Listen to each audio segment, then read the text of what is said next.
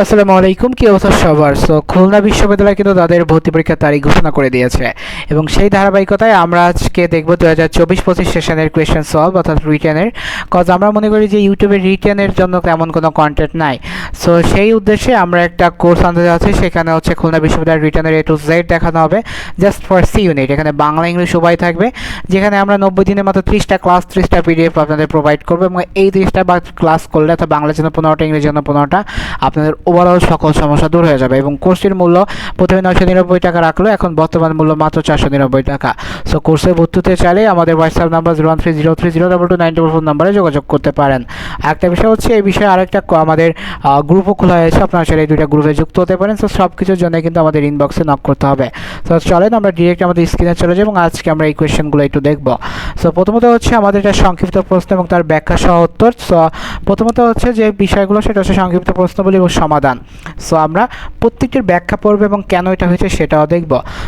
শিক্ষক ছাত্রদের ব্যাকরণ পড়াচ্ছেন, এখানে ছাত্র কি, কোন কর্তা? এটা তো একটা যদি বাচ্চাকে বলে ও ভালো পড়বে, এটা হচ্ছে প্রযোজ্য কর্তা। কজ এটা হচ্ছে বা প্রযোজ্য কর্তাটা কীভাবে যদি আপনাদের ব্যাখ্যা করি, যে মূল কর্তা অন্যকে দিয়ে কাজ সম্পাদন করায় তাকে বলা হয় প্রযোজক কর্তা। এখানে শিক্ষক হলেন প্রযোজক কর্তা, কারণ কি শিক্ষক ছাত্রদের দিয়ে ব্যাকরণ পড়াচ্ছেন। এটাকে অবশ্যই কেন প্রযোজ্য করতে হচ্ছে, প্রযোজক কর্তার চালনা বা প্রেরণায় যে কাজ সম্পন্ন, অর্থাৎ যেটা প্রযোজক কর্তা যে কাজটা করে। বাট একটা জিনিস কি, এই জিনিসটা আপনাদের অনেকেরই মনে হতে পারতো যে প্রযোজক কর্তা, বাট আপনি এই জিনিসটাই তো সবচেয়ে বেশি, কারণ শিক্ষক কিন্তু নিজে কাজ করতেছে না, ছাত্রদের দিয়ে কাজ করাচ্ছেন। এইখানে ছাত্রর কথা বলছে, এখানে কিন্তু শিক্ষক বলে তখন আপনি এটাকে প্রযোজক কর্তা দিতে পারতেন। বাট এখানে প্রযোজক কর্তা এই একটা কারণ যে প্রযোজক কর্তা চালনার প্রেরণায় কাজ সম্পন্ন করছে, তাকে প্রযোজক কর্তা বলে। এখানে শিক্ষকের পরিচয় ছাত্ররা। আবার দেখেন একটা জিনিস, যে মা শিশুকে চাঁদ দেখাচ্ছে, আপনারা এটা পড়েছেন যে মা শিশুকে চাঁদ দেখাচ্ছেন। এখন বলতে পারেন যে এখানে শিশু কি, তাহলে শিশুটাও একই ছাত্রদের মতো, শিশুটা হচ্ছে প্রযোজ্য কর্তা।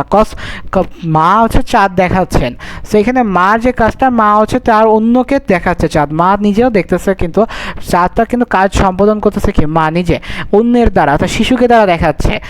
এই জিনিসটাই হচ্ছে এখন কথা। আপনারা যদি অন্যদিকে দেখেন যে বাবা রহিমকে বাজারে নিয়ে গেল বা বাজার করাচ্ছেন, বা বাবা রহিমকে বই পড়াচ্ছেন, তাহলে এইখানে পড়াচ্ছেন বাবা, ঠিক আছে, কিন্তু বইটা পড়তেছে কে, রহিম পড়তেছে না।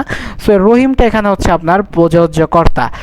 এই যে ক্যাচটা, এইটাই তো মেইন কনসেপ্ট। ভাই আমাদের কোর্সে আসবেন কেন, আমরা তো এইগুলোই আপনাদের পড়াবো, যে কোথা থেকে আপনি কোন আইকিউ টাইপের জিনিসগুলো দেখবেন এবং আপনার এইগুলো কী করে আসলে জিনিসটাগুলো আপনার সাথে এটাকে আপনি ম্যাচ করবেন। এই বিষয়গুলো কিন্তু খুবই গুরুত্বপূর্ণ। আমি জানি যে 90% লোক প্রথম এই প্রশ্নটা দেখে আবেগের ঠেলায় তারা প্রযোজক কর্তা দিয়ে দিবে। বাট ভাই এখানে তো প্রযোজক কর্তার কথা বলা হয় না, এখানে বলা হচ্ছে শিক্ষকের কথা বলা হলে আপনি দিয়ে দিতেন অনায়াসে প্রযোজক কর্তা।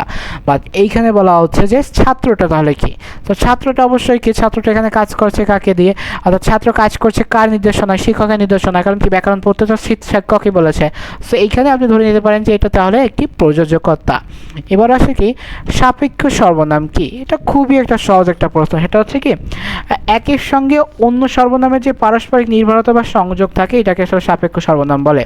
সেটা কিভাবে, এটা যদি দেখেন, যদি তুমি আসো তাহলে আমি যাব, বা যে পরিশ্রম করে সে সুখ লাভ করে।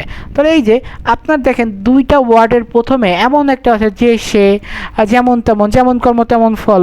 তাহলে যে সে যেমন তিনি, যিনি তিনি, যেমন কি যিনি রহিম তিনি আমার ভাই। তাহলে এই দেখেন রহিম এবং তিনি একই লোক। এই দেখেন প্যাটার্নটা দেখেন আপনি, যে সাপেক্ষ সর্বনাম জোড় বা নির্দেশক জোড় দুটি বাক্যাংশের মধ্যে সংঘটন ঘটায়। এখন বলতে পারে যিনি রহিম, দেখেন যিনি রহিম, তাহলে কিন্তু রহিম শুধু যিনি রহিম ভাই, তিনি কি রহিম কার ভাই, তিনি আমার ভাই, বা তিনি আমার ভাই, এই বিষয়টা। বা যে পরিশ্রম করে সেই সুখ লাভ করে, তাহলে কে সুখ লাভ করে, যে পরিশ্রম করতেছে। এখন যে পরিশ্রম করে সুখ লাভ করে, এখন কাকে বোঝাচ্ছে এখানে রে ভাই, কে সুখ লাভ করতেছে। সেইখানে অন কাইন্ড অফ দেখেন যে একটা রিদম আছে। সেন্টেন্স বা বাক্যের রিদমটা কিন্তু মেনটেন করতে হয়। সাপেক্ষ সর্বনাম হচ্ছে এই মেনটেনটা করে, যে আপনি যখন আসলে কি সরল জটিল যৌগিক, এই যে কনসেপ্ট ওয়াইজ আছে আপনি বাক্যগুলো আসবেন, দেখবেন কি সরল যৌগিকের বাক্যে কিন্তু আপনারা দেখবেন যে অনেক সময় কিন্তু আপনারা যে এবং টেবং দিয়ে দেখেন কিন্তু জটিলটা কি, জটিলটা কিন্তু আপনাকে সাপেক্ষ সর্বনাম ব্যবহার করতে হয়। সো এই বিষয়টা কিন্তু মনে রাখতে হবে, এই বিষয়টাই মূল কনসেপ্ট। এখন যদি বলেন যে ভাই আপনি হয়তো ভুল পড়াচ্ছেন, তাহলে ভাই আমার ভুলটা একটু আপনারা ধরায় দেন। আমি চাই আমি ভুল পড়াই, আপনারা সেটার মাধ্যমে আমাকে শুধরায় দেন, আমি যাতে আরও একটু শিখতে পারি। এবার আসে 3 নম্বর, সেটা হচ্ছে ক্ষীয় যুক্ত বর্ণের বিশ্লেষিত রূপ দেখো। আচ্ছা, এটা হচ্ছে বিশ্লেষিত রূপ বোঝাচ্ছে হচ্ছে কয় হস প্লাস ক মূর্ধন্য ষ। এখন ক্ষীয় হচ্ছে কি, আমরা লিখি কি ক যোগ স, ম্যাক্সিমাম লেখে ক যোগ স। এখন ক যোগ স কি হবে না? হবে, বাট এটা রিটেন আনসার। সো রিটেনে একটু আরেকটা ডিটেলস রাখতে হবে। তো কয়ের সাথে একটা হস থাকে, কেন হস থাকে? কজ এটা যুক্ত হয়। আপনি দেখবেন আপনি যখন কিবোর্ডে বিজয় বাহান্ন দিয়ে লেখালেখা করেন, তখন কিন্তু আপনাকে আগে হ্যাঁ এই যে হসটা দিয়ে নিতে হয়। এই হসটা কেন দিয়ে নিতে হয়? কজ আপনার এটা না হলেও এটা যুক্ত হবে না, সো আপনাকে এটা একটু করতে হবে। সো কিউ একটি বিশিষ্ট সংযুক্ত বর্ণ, এখানে ক রয়েছে এবং মূর্ধন্য ষ রয়েছে, এটি বর্ণের সমন্বয়ে গঠিত। তো উচ্চারণের ক্ষেত্রে এটি ধারণার ধ্বনির পরিবর্তন ঘটায়। যেমন কি ক্ষমা, আমরা কি ক্ষমা পড়ি না, অর্থাৎ খ ময়াকারে মা। ক্ষেত্র, আমরা এটা ক্ষেত্র পড়ি না, কিন্তু ব্যাকরণগত কি লিখি যে ক যোগ মূর্ধন্য ষ, পড়ি খ কিন্তু লিখি ক যোগ মূর্ধন্য ষ। এই কারণে হচ্ছে বিশ্লেষিত একটা রূপ লেখ।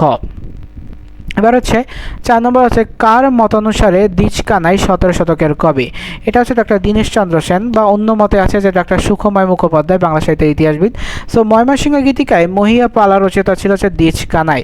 সো এই যে দ্বিজ কানাই সম্পর্কে লোকসাহিত্য সংরক্ষক গবেষক ডক্টর দীনেশচন্দ্র সেন এবং বিশিষ্ট সাহিত্যিক মতে দ্বিজ কানাই আনুমানিক 17 শতকের কবি ছিলেন। সো এইটা হচ্ছে তথ্য। এখন বলতে পারেন যে ভাইয়া তাহলে এখানে যে তথ্য মতে বা অন্য মতে আসে এটা কি? ভাই আসলে দেখতে হবে কি যে মানুষের আসলে মতামত ভিন্ন হতেই পারে, বাট মেইন কনসেপ্ট হচ্ছে কার তথ্যটাকে বেশি গুরুত্বপূর্ণ। সো ডক্টর দীনেশচন্দ্র সেনেরটা আমি মনে করি যে একটু বেশি গুরুত্বপূর্ণ।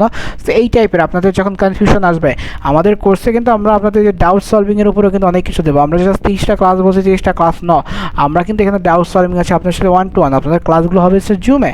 সো সেই বিষয়গুলো কিন্তু আপনাদের মনে রাখতে হবে। তো তুমি এতক্ষণ কি করছো, এই বাক্যে কি কোন পদ? এখানে কি অবশ্যই কি পদ, কি হচ্ছে প্রশ্নবাচক সর্বনাম, কজ এটা একটা সর্বনাম পদ। এখন সর্বনাম পদকে আমি ব্যাখ্যা করি যে বাংলা ব্যাকরণে কি অর্থাৎ রস্বই কির অব্যয় পদ হিসেবে কাজ করে, সেটা কোন কি, রস্বইর কি, কারণ কি এটার উত্তর হচ্ছে হ্যাঁ বা না। আচ্ছা, আরেকটা বিষয় সেটা হচ্ছে কি আপনার কি কির পার্থক্য জানেন, যে এই কি আর এই কির কাজ কি, অর্থাৎ রস্বই কি এবং দীর্ঘই কির কাজ কি? সো রস্বই কির কাজ হচ্ছে যখন আপনি কোনো জিনিসের উত্তর হ্যাঁ বা না দিয়ে দিবেন, যেমন কি তুমি কি খাইছো, হ্যাঁ না। সো এইটা হচ্ছে আপনার রস্বইর কি কাজ। যেমন তুমি কি করছো, এখানে এখানে হ্যাঁ না দিয়ে কিন্তু উত্তর আসতেছে না। তুমি এতক্ষণ কি করছো, আসে না। বাট তুমি কি এতক্ষণ পড়াশোনা করছো, তখন হ্যাঁ বা নাতে আসছে। সো এই কিটা হ্যাঁ না দিয়ে দেওয়া যায়। বাট দীর্ঘের কি মনে রাখবেন যে রস্য কি উত্তর হবে শর্ট, দীর্ঘই কি দীর্ঘ উত্তর হবে দীর্ঘ।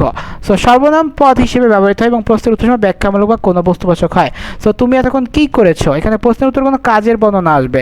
সো কি হলো কি প্রশ্নবাচক সর্বনাম পদ, কারণ কি আমরা জানি যে কোনো জিনিসের যে ব্যাখ্যাটা আসতেছে তার ক্ষেত্রে কি যে সর্বনাম পদটা কিভাবে কি কাজ করে, আপনার যে সর্বনাম ব্যাখ্যা দেখেন যে একটি জিনিসের বর্ণনা বা নাম, কারণ কি নাম বলতে কি বিশেষ্য। সো না বিশেষ্যের পরিবর্তে যেটা বসে সেটাই তো সর্বনাম।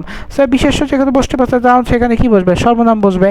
ঠিক আছে, এখন এটা নিয়ে কনফিউশন থাকলে এটা সেটার জন্য ক্লাসে আসতে হবে। মেন কথা যে ক্লাসে না আসলে তো আমরা এটার সাথে আপনার ডিটেলস আলোচনা করতে পারবো না, এবং আপনারা এত ধৈর্যশীল লোকও না যে আপনারা একটা ভিডিও দেখে আপনারা সম্পূর্ণ করবেন।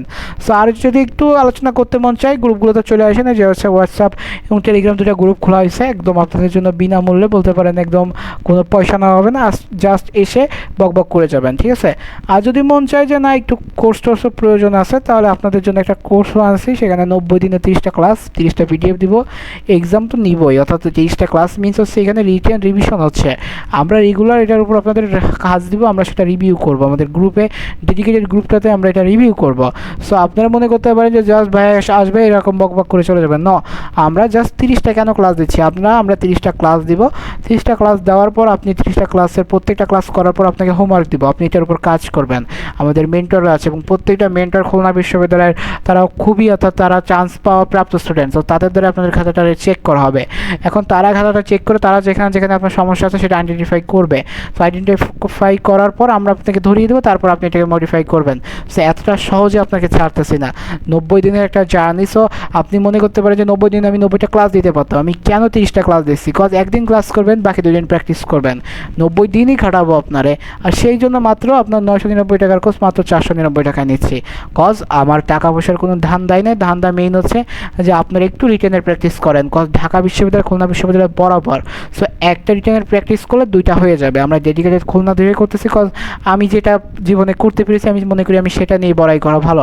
সো আমি খুলনা থেকে চান্স পেয়েছি, আমি মনে করি আমি খুলনার সম্পর্কে আপনাকে যদি দেখাই, সো এটা দিয়ে কি ঢাকা হবে না? অবশ্যই হবে, কেন হবে না? এখন মেইন কনসেপ্ট হচ্ছে এটা আপনাকে মনোযোগ দিতে হবে। সো এই ছিল হচ্ছে ওভারঅল ভিডিওটা কেমন লাগছে অবশ্যই জানাবেন। আমরা এরকম আরও অনেক ভিডিও দিব, তো সেইগুলো একটু দেখবেন, পাশাপাশি আমাদের চ্যানেলটাকে একটু সাবস্ক্রাইব করবেন। ইউটিউব থেকে দেখে থাকলে, ফেসবুক পেজ থেকে দেখে থাকলে ওইটাও আপনি ফলো করবেন। তো দেখা হচ্ছে পরবর্তী কোনো ভিডিওতে। সব সুস্থ থাকবেন, সুন্দর থাকবেন, পড়াশোনার সাথে থাকবেন। আসসালামু আলাইকুম।